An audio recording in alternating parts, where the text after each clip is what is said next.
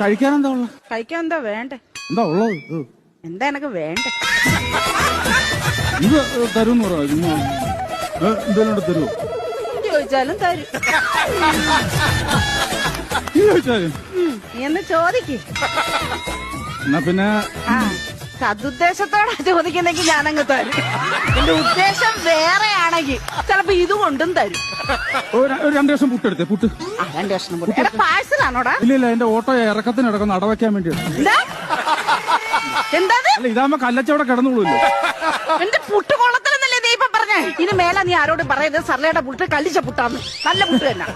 എന്നാ പിന്നെ സർലേ ഒരു ചായ ഇട. ചായയോ?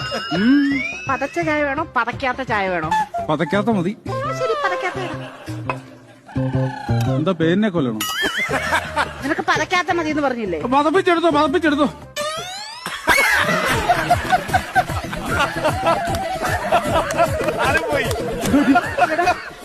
എടാ, ആ ചായ എങ്ങോട്ടാ പോയത്?